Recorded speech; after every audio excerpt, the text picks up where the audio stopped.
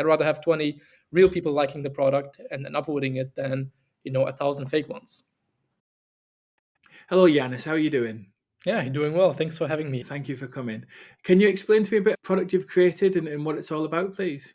Yeah, so I think like around 2 weeks ago, I launched Creator Economy Tools, and it's basically a site and a database at the same time that people can download. And the reason why I created Creator Economy Tools is because I was kind of frustrated with all these, SEO blogs and listicles out there. And whenever you look up startups in the creator economy, you just find a bunch of blogs of other creator economy startups that are trying to push the product forward, and they just Mm, list like their alternatives to make sure that they rank highly. And there was no real one place where I could have an overview of this huge industry, right? Because it's a big industry, over 250 billion dollar valuation. So there are a lot of different tools, startups, apps inside the creator economy, and platforms like OnlyFans or Patreon, Snapchat, and so on. They're all just a tip of the iceberg, right? So there's much more to it. And I spent the last 5 years essentially bookmarking all these different resources and tools that I would come across. mm. And for me, it was just a no brainer to kind of like close this chapter by launching a product and turning it into something that I can put out there and share with people for free. So that was the most important thing for me, to make it free, because I believe in the power of sharing knowledge. And more importantly, I wanted to make sure that everyone gets access to it, because there's also a bunch of resources out there that are behind a paywall, so you actually need to pay a lot of money to get access to it. It makes Mm. sense if you are a startup or a big company based in the US. $100 is not much money for you, but I can imagine if somebody is living in a country with a lower purchasing power, it like $100 is a lot of money. So I wanted to make sure that Yeah. I can give it for people for free. Yeah. It's a good idea. I've got 1,000 bookmarks in different places that I've lost, and there's a website in the back of my head somewhere that I want to find, and I can never find it again. So I can see the value in you doing that, and it's nice to have if you've done it for free because it would be a lot of Big Macs in some places, wouldn't it? Yeah, for sure. I Yeah. think for me, it started out with a database, right? Like it's actually quite straightforward. You just take your bookmarks, you export them into a CSV file, and then you already have a list of different, well, of the resources and startups. So for me, I just added some more things like a logo to it, the category. So I actually went through every bookmark and indicated in which category they belong. And then that was basically the back end of the product. Fantastic. So for the people, are you going to be like introducing like a pricing section for like how much a tour would cost, or any more details, or is that as far as detailed as you're going to take it? No, like I think I'm gonna keep this product free forever. So like I'm not planning to charge people anything about it, because like I said, it's also for me to learn, and more importantly, I get a lot of people into my email list. So at a later stage, when I start monetizing and creating new products, and I move really quickly. Like I've built this, I will maintain it for the next couple of months and years probably, because it's a passion project. But later on, maybe like in 2 or 3 months, I'm going to release a new product. But I already have over 500 people in my email list that I can activate at any moment and reach out to promote my new product. And more importantly, I can also validate ideas very quickly, right? I just send out an email blast. Hey, I'm planning to launch this product specifically for a person like you. What do you think of it? Would you pay, 29 or 39 bucks for it? That's kind of like a good entry point into monetizing my products in the future.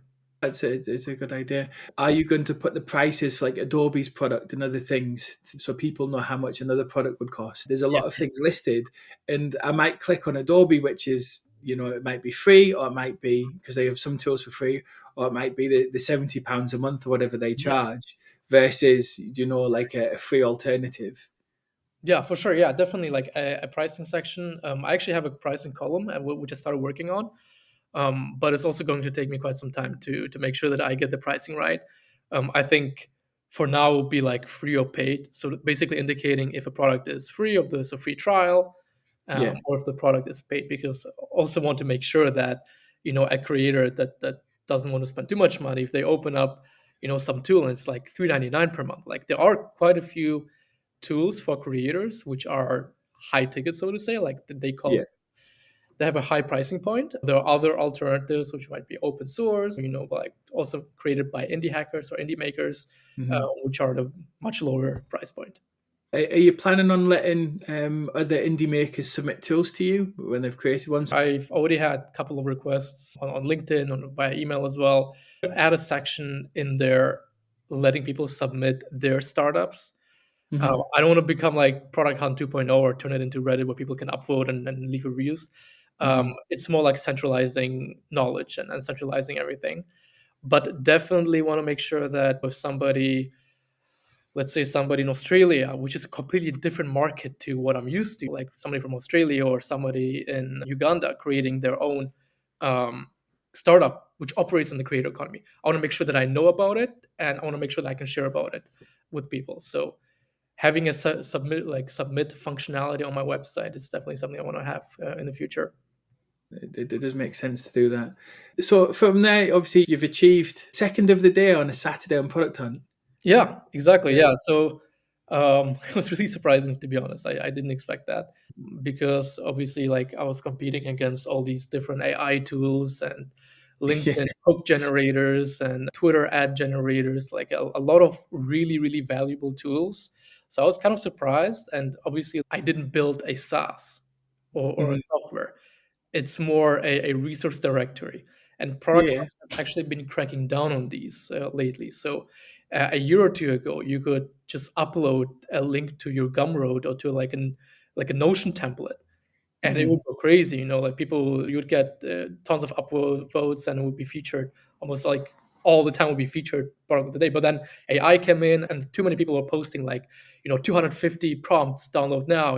Like Yeah. low effort. It's not really low effort, but compared to a SaaS, it is low effort, right? So people are posting a lot of these digital products on Product Hunt, so they kind of like crack down on it a little bit. So I was surprised that I was even allowed to post my product on there, but definitely like the fact that I also had a front end and a site. So I have the Gumroad download, the digital product, the Yeah. database that people can download and use it for their own projects, whatever they want to do. Um, Hmm. that's the actual product that people can download and use. But then on Yeah. the other hand, I also have creatoreconomytools.com, the website, which is basically the front end, and it shows you like the back end and the more uh, in a pretty view. And you can easily filter and search and do pretty much everything. So you can also like use the front end. And I think because I had both, Product Hunt kind of like let me off the hook and allowed me to post it. And obviously posting it on a Saturday, it's always a good idea for like side projects and passion projects versus you can basically compete against Spotify and Canva if you post on a Wednesday or Tuesday, for instance. I saw Claude released last week, Yeah. and there was a creator of a tool who was ahead of them at that time of the morning reached out. And I said to him, I'd be messaging people now saying that you're going to be going against Claude and that you might need some support because I think later on in the day when the Americans wake up, this is chance to have a lot more upvotes and you're going to get left behind. And sure enough, he did. And Claude beat him in the end, but only by one. So he was okay. So But for your launch on Product Hunt, did you do much preparation beforehand or did you just wing it and hope for the best? I'm a sucker for design. So I spent a lot of time like designing the product images, and I even recorded the loom and stuff. I kind of like wanted to put my face a little bit out there and the story out there, make it Mm. more personal, not just like very anonymous product. So it's also about Yeah. putting my personal brand forward. I spend most of the time making like pretty images, basically, Yeah. because writing the copy and so on, that just came naturally. I also didn't put too much thought into like any strategy when I'm gonna post it. I just wanted to have it out there, right? Hmm. Which I think if I would have spent a little bit more time really preparing and drafting out a strategy, I probably would have been a little bit more successful. But Hmm. honestly, like I can't complain, and it did its job. It exceeded my expectations, and that's what's important for me. Yeah. The only person I've ever heard complain about coming second was Latin Ibrahimovic. He was like, second place is the first loser. Yeah, So, yeah, yeah, exactly, exactly. I'd unless rather be third than second. pardon? I'd rather be third than second. Like if you compete Yeah. one, Yeah. for sure. But Um, yeah. so on the day, did you do anything more? Or did you just continue with the pictures? Yeah, I woke up and I'm based in the European time zone. Obviously, like it's advised to post on Product Hunt at 12:01 PT, so Pacific time, like Los Angeles time. Then you have like the kind of like the full 24-hour cycle where your product is up. So I woke up and It was like 8 a.m., 9 a.m., then 10 a.m., and then 10 a.m. I realized, oh, my product has been out there for an hour now. Um, Yeah. and I'm obviously aware of the fact that you always need to engage with people. I already was getting quite some upvotes and people commenting, so I made sure that I just engage with people, ask them for feedback, and so on.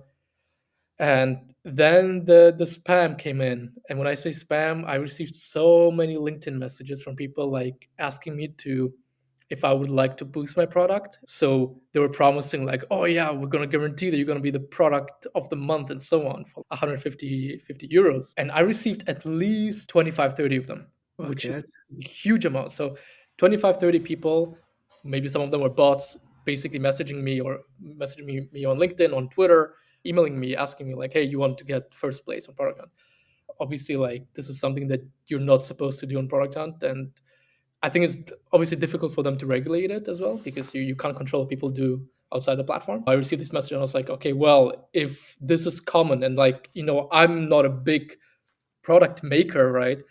Imagine the amount of messages someone else gets, the big indie makers. And then I can also imagine that quite a few of them probably even make use of it and actually buy upvotes and buy comments and engagement and stuff.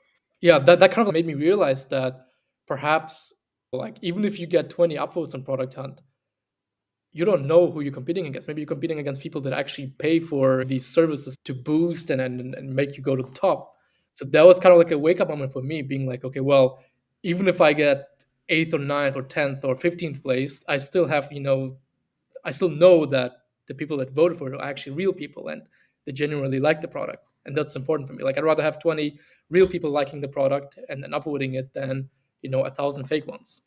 No, I can see why you have that mentality. I've seen a lot of people comment specifically on more the community on Product Hunt, where there's seems to be a lot of either a chat GPT summarization of somebody else's comment, which has been in depth and interesting, and then there's two sentences below that of the same comment, or something that just seems completely off topic. Unfortunately, you see a few of them in the products themselves, and I think it's something. Hopefully, they're working on some way to detect them. I know my co-founder, her account. I think when people lose credits, that's when they've been flagged as a bot, and then they've lost the kitty coins. So when Yeah. somebody's lost their kitty coins, it seems to be perhaps they've been reported as a bot. And I've seen a few people say the same thing, and we've spoken to one of them, and it was clearly human. So what can you do? But it's a shame, I suppose. On the flip side, obviously, from there you're now knowing that everybody who's came into you is a real customer and is interested in your product. So from there, was that? Did you expect as much traffic as you got? Did you expect more? Would you have anticipated it to be different based upon you came second? Did you think you'd get like 1,000 people and you got 500, or like how did that work out for you? Yeah. So when it comes to traffic, I think on the launch day, I received around 4,000 visits or something on the site.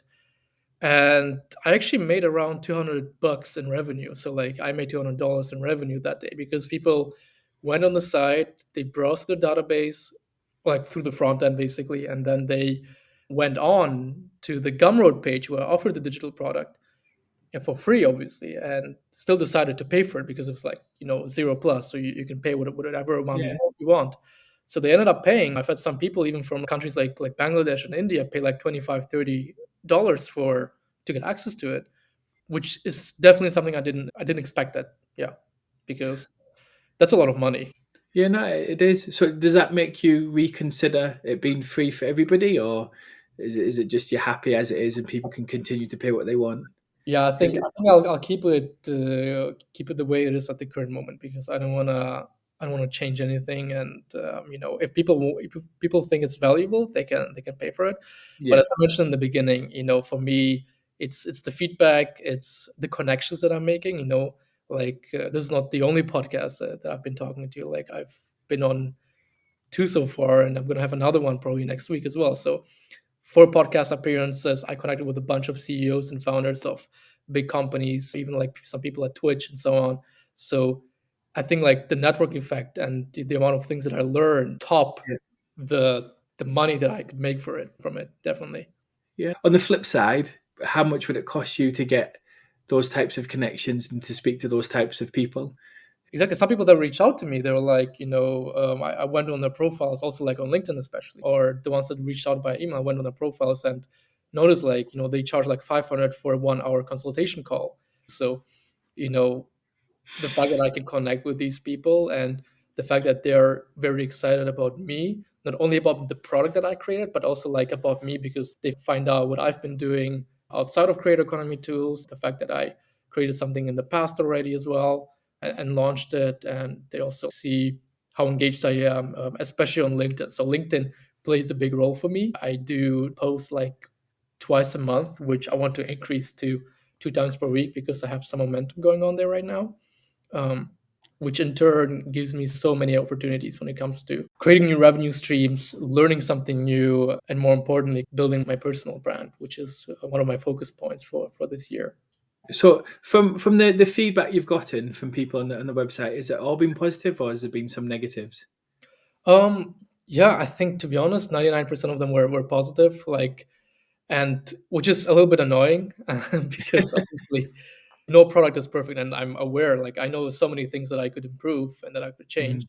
But I think it's the fact that it's just saving people so much time and money because they don't need to pay, but also like they don't need to spend hours and hours of researching.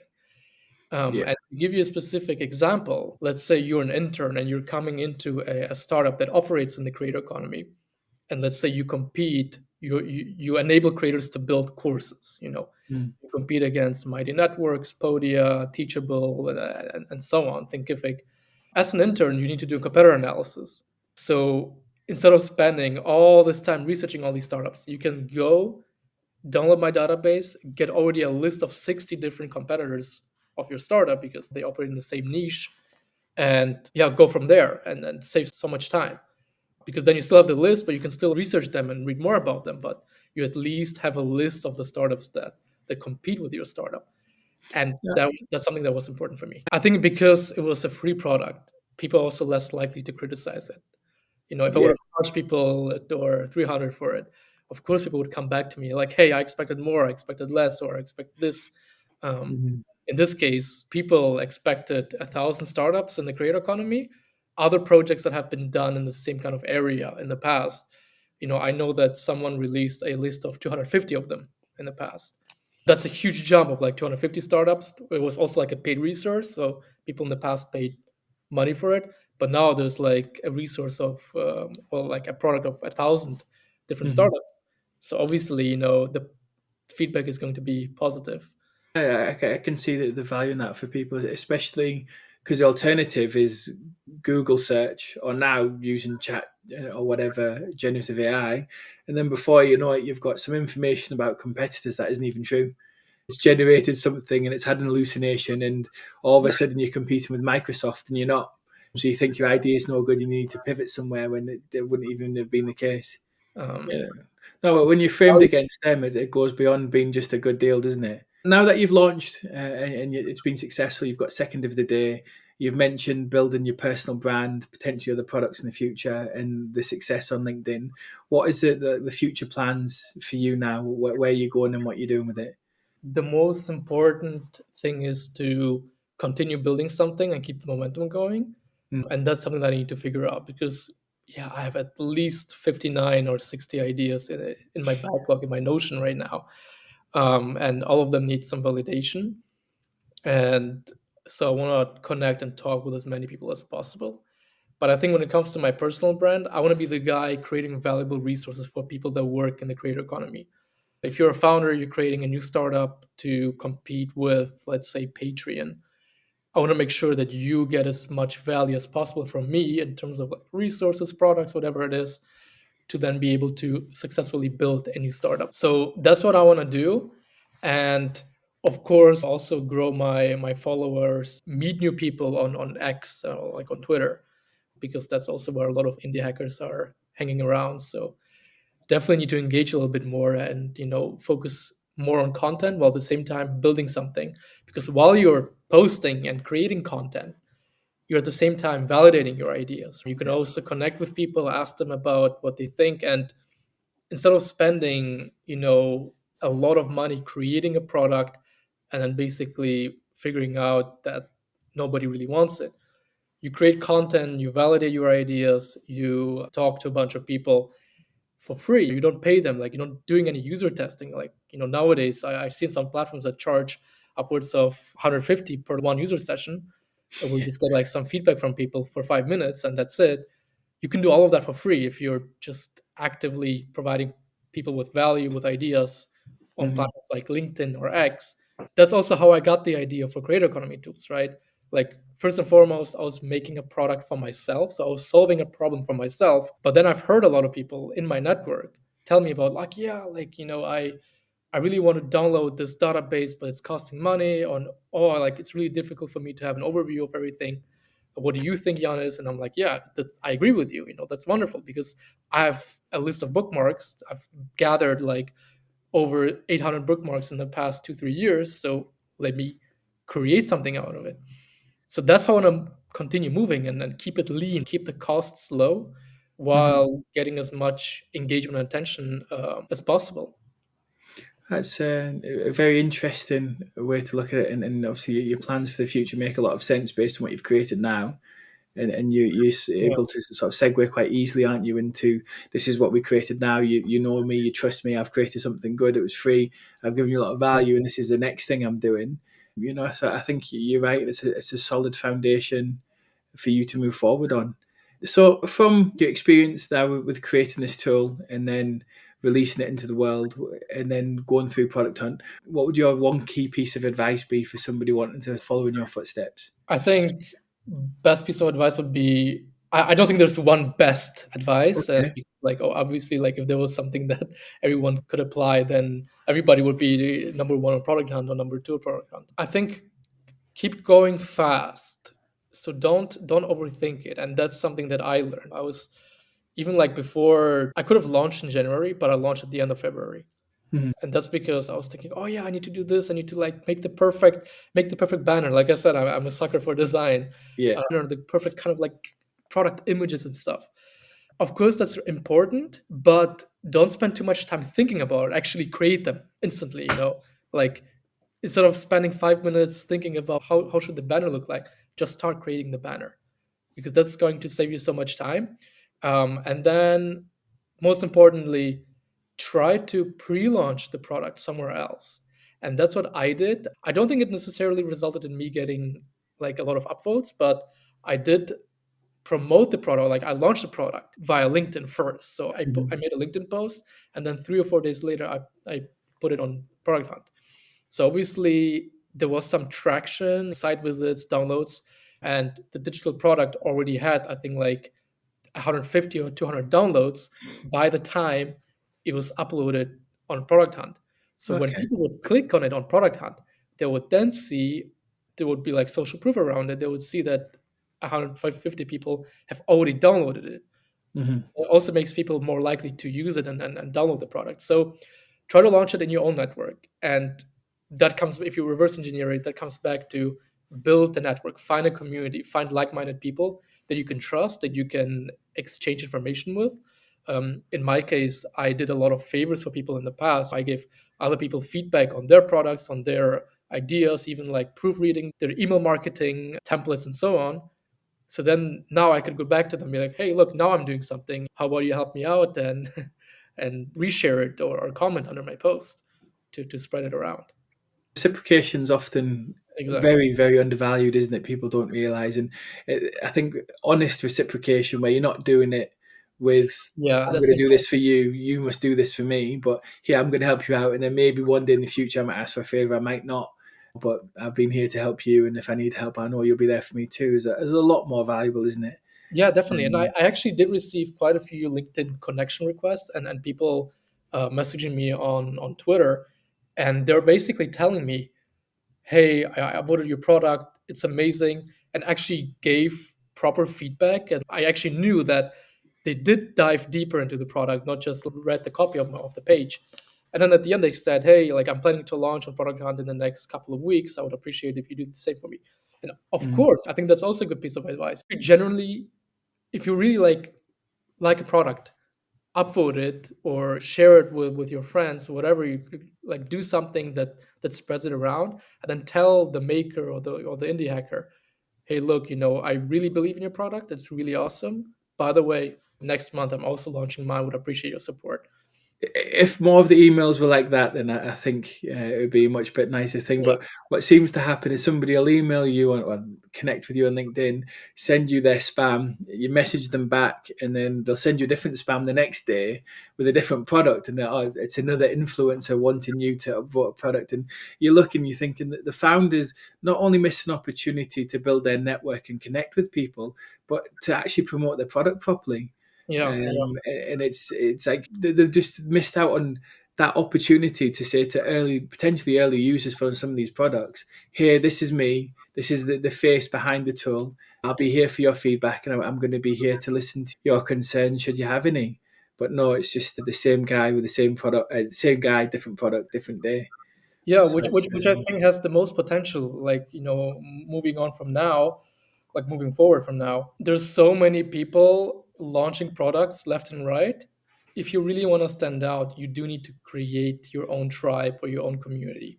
So mhm. these community-led startups, community-led products, they're doing really well. And it could be even like a creator making TikToks every single day and then suddenly realizing there's a certain problem in the market and then creating a SaaS based on that. They Yeah, have an audience who are extremely engaged. If they put their product out there, they don't need product hunt. They can just put the product out there, even if they get only like a fraction of their audience paying for it, it's still enough to, like in 99% of the cases, cover the cost of the product and actually make a profit. Especially nowadays with software and with no code out there, it doesn't cost much to run a paid product on the internet. You can even run it for $0. And to give you an idea, like my only costs were like the domain. mhm. That's the only thing I paid for. If you calculate it, that's 12 per year, like to $12 per year, $1 per month. Like it costs me $1 per month right now to run creator economy tools. So I actually already made a profit, even though I offered the product for free because people paid for it despite it being free. That's the craziest aspect. Like that was not possible 10 years ago. 10 years ago, you would need to hire a developer, you need to know how to code yourself and so on and build something like that. But now I think anyone can just build something, whether it's a resource directory, a job board for their specific niche, like construction workers in Melbourne, Australia. And the ones that are going to stand out are the ones that have a certain following online. And when I say following, I don't mean like you need to be Kylie Jenner or some big influencer. It's Yeah. enough if you just have 1,000 people that are extremely engaged with you, that follow your content. And this is the future for me, at least.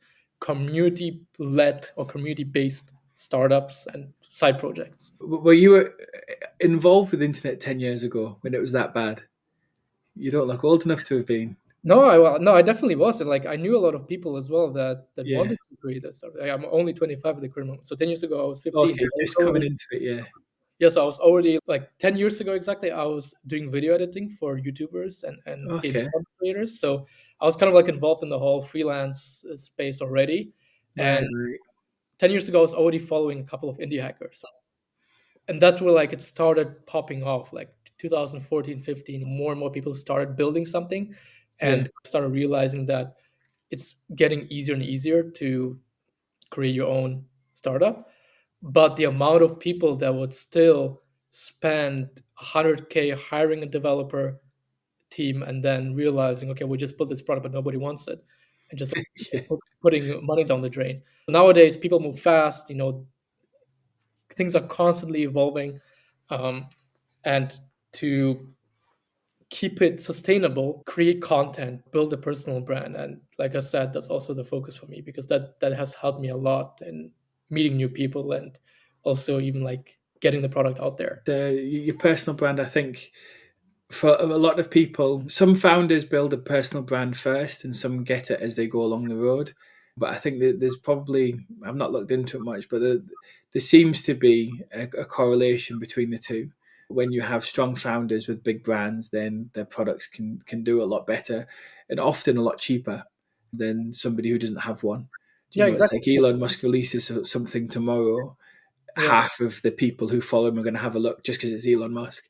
Whereas if Jeff Bezos releases something, he might have to go down a different process because he seems to be almost semi-retired from yeah, um, building anything. Exactly, because like the amount of money you save on acquisition costs, you don't need to run any paid ads. Like all people are coming in organically. This is why the Instagram funnel works really well nowadays for a lot of service-based business, and I'm also sure it works for SaaS businesses as well. Mhm. Like I see coaches just post free value on their Instagram, and they don't spend they don't really spend a single cent on ads or anything like that. People watch their videos, get curious, click on their profile, link in bio, or get free coaching from me. Click on it, 1 hour free coaching, and then they upsell them a coaching program worth $5,000 that people are more than happy to pay for it, right? Because they're already like committed in the process.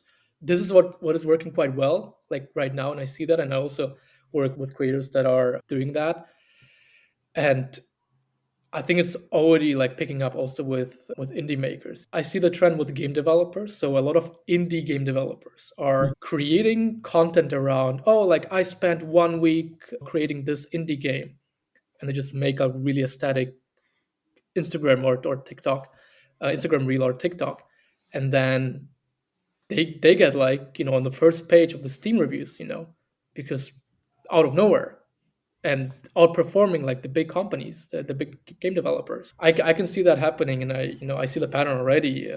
Also with indie makers and with startups.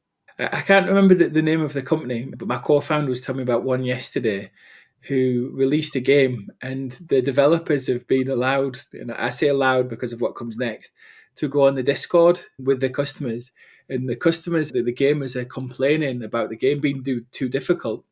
So the developers are telling, not trying to help solve the problems, but they're telling them to get better at the game, which is kind of counterintuitive, but it's helped them have reach that's far beyond what they would have had if they just solved the problem or Yeah, told them, yes, exactly. we'll make this level easier for you. I can see how going about things in a slightly different way can have a massive impact. And obviously, they're building their brand and the developers involved directly to their customers. So it's doing very well for them. Yeah, I might be obviously biased because I'm not a big fan of the huge VCs and raising 80 million bucks without having any revenue, for example, because it's not sustainable. And we're kind of in the phase right now where there's a lot of correction happening. If you look at layoffs as well, there are quite a few startups and scale ups that raised too much money while not really having any even like proof of concept or having a very little amount in revenue compared to the money they raised. So they hired like crazy, tried to get product market fit. Now they're realizing they didn't reach any product market fit, laying people off, and millions and millions of dollars going down the drain. But like I said, I might be biased because for me, this is like a world that I don't want to get into. I want to be more in the on the side of by yourself, maybe like you hire a contractor by yourself, creating something, putting it out there day one or day two, you're already profitable. Because your runway is pretty much like going to be infinite then if you get people in sustainably. And more importantly, you already are covering the cost of running your startup from day one. Yeah. Especially if it only costs £1 a month to run. Exactly, exactly. Yeah. Yeah. That's obviously like a very extreme example, but I know I've talked to a couple of people that are running startups only with like 250. You need a CRM system. Google Workspace costs $10 per month. CRM Hmm. system, you can go as low as 29, 39. Trello, something like that. Slack. If you add everything up, Notion, 250 max. To run a business for under £1,000 a year from a fixed cost perspective, it is outrageous. Yeah. Um, And it's getting easier nowadays. That's the best part of it, and that's what I'm excited about. That's what makes me excited. so we'll look at wrapping up now. I know you've got to be going. So where can people find you on social media?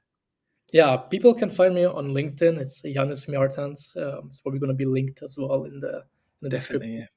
And I'm also going to be more active, hopefully, on X, also with the same name, Janis Mjartans. Yeah, I'll put those links in the description for you. Yeah, so you can also find my product, creatoreconomytools.com. Very straightforward. And also check out my website where I post all of my side projects and keep people updated on any freebies or free valuable resources that I'm putting out there. It's mjartans.com, my last name. Okay, so I'll put all those links in the description for people, and then they'll be able to find you and reach out to you, and hopefully you're able to help them achieve their goals and continue to build your personal brand. Sounds good. Perfect. Yeah. Thanks for having me. Yeah. If you have any questions, obviously, like also the people listening, feel free to reach out. Like, happy to talk with you if you need any advice on launching on Product Hunt, anything like that. Just let me know. Yeah. I think should you release anything in the not so distant future, we'd be happy to have you back on and discuss the new thing, whatever it might be. And then even perhaps in 6 months' time, have a catch up about creator economy tools and the long tail effects of being on Product Hunt and how that's worked out for you, and sort of how the creator economy is treating you. It's wonderful. Perfect. Sounds good. Thanks everyone. Thank you. Have a good day. Thank you.